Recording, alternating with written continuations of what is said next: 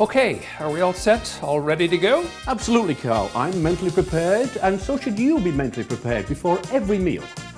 Oh, well, thank you very much for that advice. Mentally prepared, you say? Yes. All right, well, let's see how mentally prepared you are. We're doing, pasta and sausage today? Correct. What is the third step in the method? Oh, dice the red and the green pepper. Okay. What should the oven temperature be? Well, the oven temperature should be 200 degrees centigrade and 400 degrees Fahrenheit. Okay. Tell me the secret herb. Oregano. Well, you do seem to be mentally prepared, so everything's under control. I'll see you later. I'm going to be in the study. Yes, go and mentally prepare yourself for the menu tomorrow.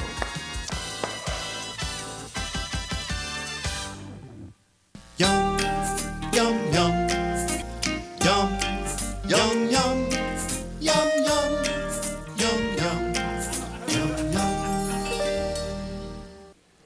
Hi, everybody, and welcome to another edition of One Chef One Critic. I'm Karl Wells, food critic for the Telegram. And I'm Chef Steve Watson of Central Dairies. Okay, Steve, since you're the expert, let's talk about efficiency in terms of getting ready for a three-course dinner party for guests. Okay, Karl, I like to plan well ahead of time, like 2 to 3 days, and that may be planning using a recipe from a book or a recipe that I've done beforehand. I always want to make sure that I've got all my ingredients, and the ingredients are available from the grocery store, so then you'd start to go out and buy that. And the right pots and pans. And the right pots and pans, exactly. And the wines to go with it as well. Does it match? Do my guests like a specific wine? I don't want like that specific wine. Yeah. So Yeah, it's all in preparation. Absolutely. Same as, laying out your ingredients and having them all ready to go when you're cooking.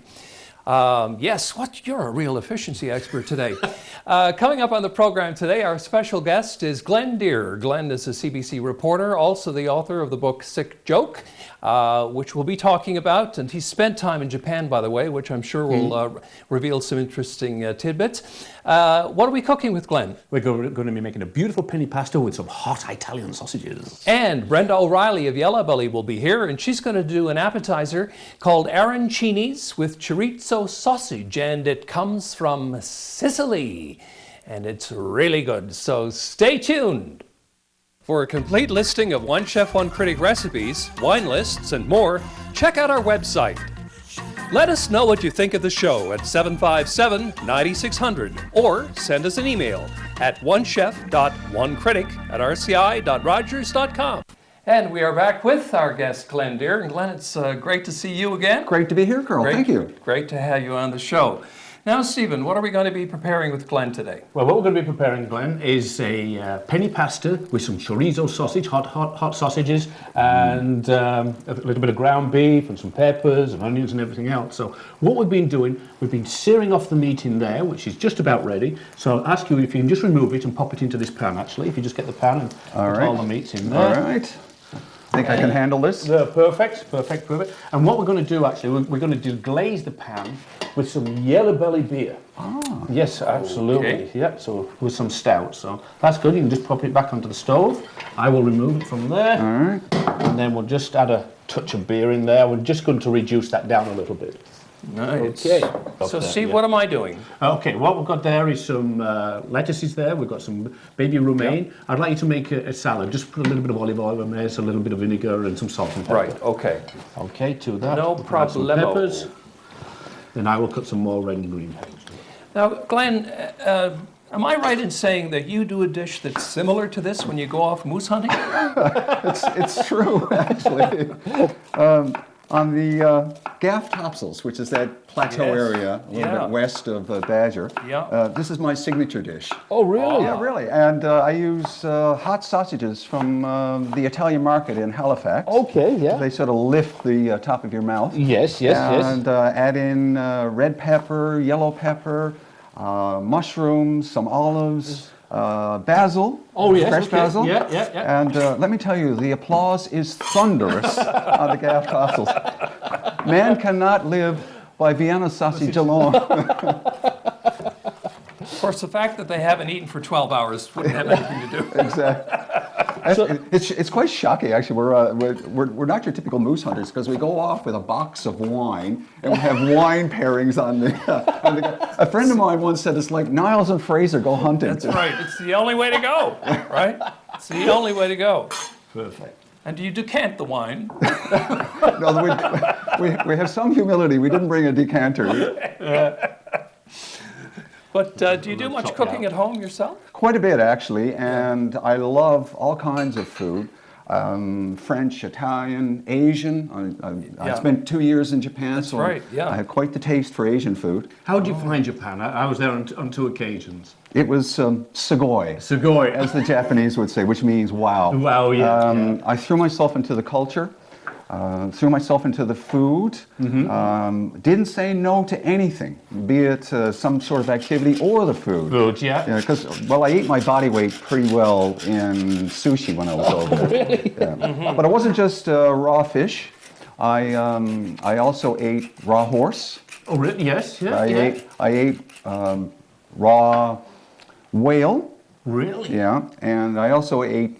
You're going to roll your eyes. I ate raw chicken when I was over. Yeah. Well, it's part of it, right? Nothing raw today, I'm sure. Yeah. But look, you probably said, "What?" I can hear my mother's voice. If everybody jumped off the wharf, would you jump off the wharf too? Yeah. But I was in a restaurant. It was on the menu. Raw chicken was on the menu. Yeah. So. Well, let's try it. And everybody was doing it. So I was like, am I going to be the guy, Gene, who doesn't eat the raw chicken? Yeah. But for the interest of folks watching, this was not chicken raised in like a battery farm, one on top of the other. Yeah. With, it was a free-range bird. All kinds of salmonella in the environment. Yeah. Well, this was probably a free-range chicken that was very pristine, and probably, if it had any salmonella, a very small amount. Okay. Yeah. I didn't ask those questions. I just dove in. Right? Well, you certainly didn't ask those questions of the chicken. So as you can see now, I did put some oregano in there, I did put some basil in there, we put some chopped onions and some green peppers. We've now put the beef back in there. We'll add our hot chorizo sausage.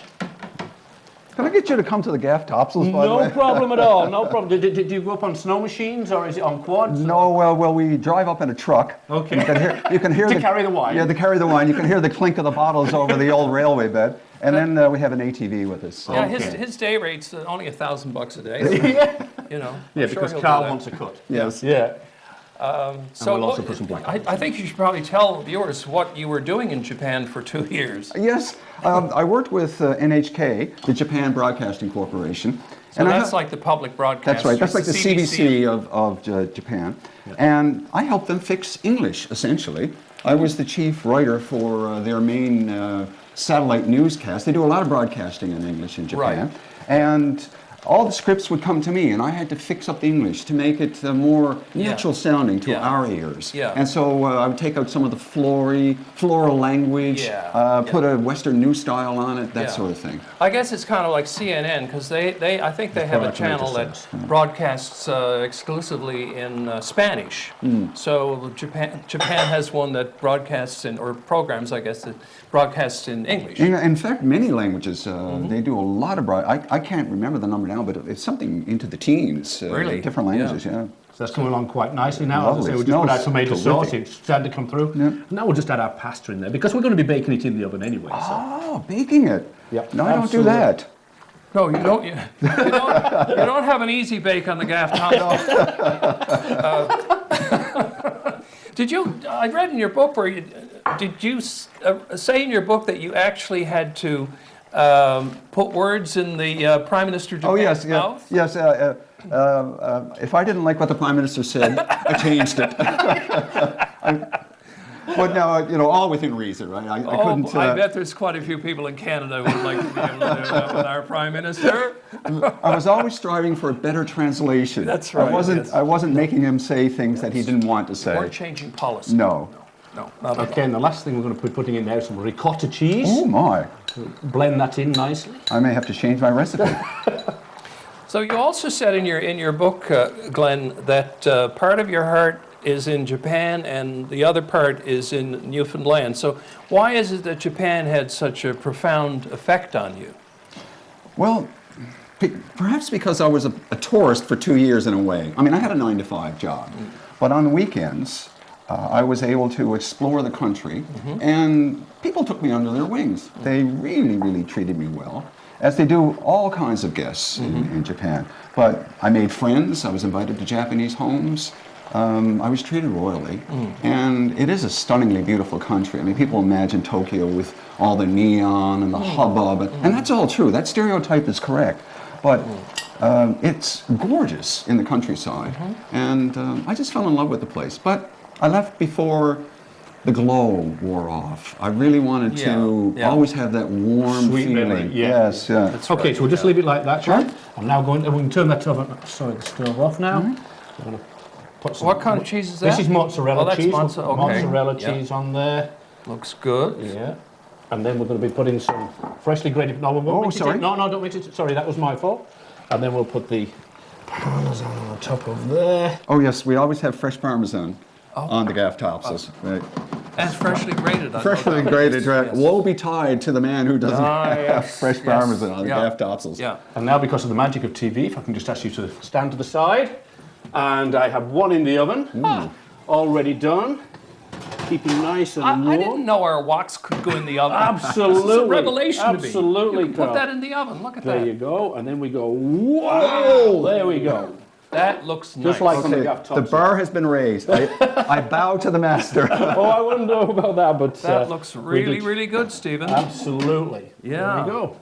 Okay, well, obviously I'm not needed here anymore. The salad is ready. The main is ready, so I'm going to take off to the wine cellar and see if I can find some of that Gaff Topsails wine. Excellent. This is terrific. Absolutely. And as I say, that my time in Japan, it was only for 2 weeks either year. I went there on 2 occasions, and I was doing Canadian food fairs there. I was treated like a king. Hi, Hello, Jennifer. Karl. How lovely to see you. Great to see you. Well, we've got an Italian dish today, or an Italian-inspired dish, I guess. It's penne pasta with Italian sausage, a little bit spicy, not too spicy, tomatoey. So I think red wine would be a good choice. Absolutely agree with you. You look like you've got 3 good ones for me here. Yes, and I think these wines have lovely acidity, so they will pair really well with your dish. The first one is Viña Cubillo. It's a Rioja from Rioja Alta. It's a blend of traditional varieties from Rioja, and this wine retails for $33.59. And the second choice I have for you is Viña Vilano from Ribera del Duero. That's a nice one. I've It's had a that one beautiful before. wine. Yeah. Yes, absolutely. It's very versatile as well, and it's medium-bodied as well. Will go very well. And this one retails for $22, Karl. Okay. And the last one I have is a lovely Italian wine. It's new to the market. It's Cabernet Franc Gonella, and this one is more full-bodied, also nice fruit, and yes, it will stand really well to your dish as well. And that one retails for? $15. Okay. So this one's full-bodied, this one's medium-bodied. And what about this one? Lighter. Lighter. Okay. Well, I think this dish to me requires something a little bit with a little bit of heft. So Yes, yes, I'm going to go with absolutely. this one, the new one. Perfect choice. Okay. Thank you Wonderful. very much, Lovely, Jennifer. Karl. Thank you. Now we've just taken our beautiful penne with Italian sausage out of the oven. That portion on there nicely, not to be shy. Now I'll just put some freshly ground pepper on the top. And let's go and visit Glenn and Karl in the dining room. I know this is going to be a burden, but I'd like you to kind of have some red wine. Well, if you insist. Yeah, it Smells smells good, eh? Well, let's have a little nibble and tell Steve he is either a magnificent chef or... I wish he does. What does that mean? Delicious in Japanese. It is actually, absolutely. Yes, congratulations. There you go. And fine job on my salad, too, I must say. Congratulations, Karl. Oh, thank you very much. Your book, I have to show this book because it's a fabulous read, and I highly recommend it to all of you viewers out there. It's called Sick Joke, and what's the rest of it? Cancer, Japan, and back again. This story, which Glenn has penned, is 2 parallel stories. It's the story of his time in Japan and also the story of his experience as a cancer patient, because you were diagnosed with a very rare form of cancer, cancer of the tonsils. About 1 in 100,000 get it. Wow, that's amazing. So you were telling me that before you had to undergo treatment, the doctors told you, hey, listen, there's some negatives involved here. You may lose... Well, my taste buds were the thing that concerned me the most. There was a chance that the radiation would rob me of my taste buds for the rest of my life. And so before I started radiation, I picked my last meal, as if the Grim Reaper was going to kill my taste buds, and that was a potential side effect. I mean, you might have been facing a future where everything tasted like cardboard. Yeah. So for my last meal, I decided I wanted lobster, fresh lobster that I boiled, with melted butter and freshly chopped garlic, and then we had some potato salad with that. Fresh coriander and some peppers, and we had a German Riesling. And for dessert, we had blueberry gratin, fresh blueberries that my wife picked, ground almonds, and a little bit of lemon zest, and it was perfect. Now, had that been the end of it, I thought that was a good last meal. But fortunately, I got most of my taste buds back. That's great. Yeah. So, were there any other deficits? I mean, how are you doing now? I'm doing well, but I have very little saliva, actually. Only about a quarter of what I used to have. Radiation kills your salivary glands, and so I can only produce about a quarter of what I have. So I tend to drink a lot of water with meals and wine. I help the food go down. But saliva is actually important because it kills a lot of bad bacteria in our mouths. Absolutely. So there are other things I have to do that probably I shouldn't get into on a cooking show. We won't go down that road. Good oral hygiene, let me just say. Glenn, the book is absolutely fabulous. Do you have plans to do any more writing in future? I would, actually. I'd love to do more travel and writing about travel. So perhaps after I leave the CBC and I get a little more freedom in my life, I can put pen to paper. Well, I'm sure you're going to be successful at that because this book, as I said, was an amazingly good read. There's drama in it because you were, in fact, misdiagnosed, weren't you? Yeah, it's unfortunate. The pathologist here missed my cancer, and my ear, nose, and throat surgeon, something didn't add up for him, so he sent it off to the Armed Forces Institute of Pathology in Washington, D.C. Wow. And a pathologist there looked at the slide and said, tonsil cancer. He told my doctors to go looking for it. Just like that. And they went and looked in my tonsil and other places, and they found it in my tonsil. That was the mothership. Well, thank God they did, and thank God you're here with us. It's a fabulous read, Sick Joke by Glenn Deir, available now at fine bookstores everywhere. Thank you very much for being with us, Glenn. You're welcome. My pleasure. And as they say in Japan, sayonara. Stay tuned. We're going to be back with Brenda O'Reilly. She's going to make arancinis with chorizo from Sicily. You've seen the show, and now there's a book. Cooking with One Chef One Critic by Karl Wells with Steve Watson features 120 recipes, more than 200 photos, and plenty of behind-the-scenes stories from this long-running series. Cooking with One Chef One Critic is available now. Yellow Belly Public House and O'Reilly's on George sells some of the best beers in Newfoundland and Labrador, but they also put out some amazingly good food. And the creative force behind all of that good food joins us now. Owner, part owner, I guess, or co-owner and chef of, I guess we could say Yellow Belly and O'Reilly's. That's Brenda correct. O'Reilly. Yes, welcome. Nice to have you with us on the show today, Brenda. So what are you going to do for us this time? I see a beautiful array of colors here. Right, we're going to make one of the most popular appetizers we have at Yellow Belly, and it's the arancini balls. So as you can see up front there, that's what they look like before they're deep fried. So is that Italian? It sounds kind of Italian. It's Sicilian, actually. Oh, okay. And just before we opened Yellow Belly, Craig and I were lucky enough to tour Sicily. And every day we ate arancinis. And when we came back, we're both like, they have got to go on our menu. So we came up with this chorizo sausage, which is a Spanish sausage, and roasted tomatoes and provolone arancini. So what we do is that you make the risotto. Now, I couldn't make this today on camera because risotto takes about 20 minutes to make. Right, yeah. And of course, it needs to cool down enough for us to be able to roll it into the balls and then deep fry it. So basically what we've got, we start off with our chorizo sausage and we add in the onions and the garlic. Now, we use roast garlic, but you can use regular garlic if you like. And then, so we saute that, gets it all nice and rendered out. Then we start to build our flavors with the fire roasted tomatoes. We then thin the risotto is a rice that needs to absorb the liquid slowly. So you don't, it's not something you put water in it, put the pot on, walk away. Yep. No, you need to stay with your risotto. It's a creamy mixture, as you can see. You stay with it. And what we use, instead of just all chicken stock, which we have right here, we use the pale ale, the Yellow Belly pale ale in cooking. Of course, at Yellow Belly, we use a lot of beer in cooking.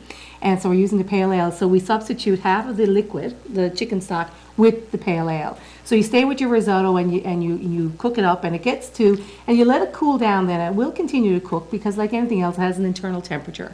So you let it cool down to the point where you can handle it. And then, now this is lovely as a side dish. Like this could be right now used as a side dish, as your rice for your protein or anything else. And of course, you can make this any flavor you like. We decided that we'd like to use a sort of a Mediterranean feel to it. So we use a scoop, and then you put it into your hand, and then you're just going to drop it in the panko. Now we use panko breadcrumbs because they're a little finer than our breadcrumbs. Our breadcrumbs here are traditionally a little wetter. Right. And these, now what I've done with the panko is I've actually taken them and pulsed them in the food processor to make them a little finer again, so that they're not so crumbly. And then you just basically, and as you can see, I pre-did some before I came here today, and then you take these and then you just let them rest, put them on a cookie sheet, and when you're ready, and you can actually do these a lot of time before your guests arrive. You can have them just cold in the fridge, and then you can deep fry them right away, or you can put them in the freezer, haul them out. So it's something you can do ahead of time, and then, you know, the day that your guests are coming to your house, you can just deep fry them. Now I've got. Could you oven fry them? Would that work, or? No, they won't hold together. Oh, I see. No, right. they won't. They break need a apart. quick. Yeah, They will break break apart, apart. yeah. They need a quick fry. So you need your fryer And that nice kinda and seals high. them Yeah, exactly. immediately, yeah. So, but like I said, it's beautiful as a side dish the way it is. I mean, it's more Right, like yeah. it's like a paella, right? When you look at it this way, but it is a beautiful risotto. So that's what we do there. But what you do then is we put a little thumbprint, and then you put the cube of provolone in the middle. Oh, I see. And then Yeah, you reform it again, and then you deep fry it. And when you do deep fry it, then the cheese melts in the middle. So it's a beautiful little tasty bite, and it's been on our menu since we opened, and by far one of the most popular dishes we have at the Yellow Belly. Now we serve it with our beautiful smoky tomato aioli. And basically it's a blend of a bunch of different chilies and peppers and garlic and onion. We pulse that, and then we add it to a regular real mayo and mix it together. It's the most popular dip we have at Yellow Belly. So I have some here for you guys to try. Okay, look at that.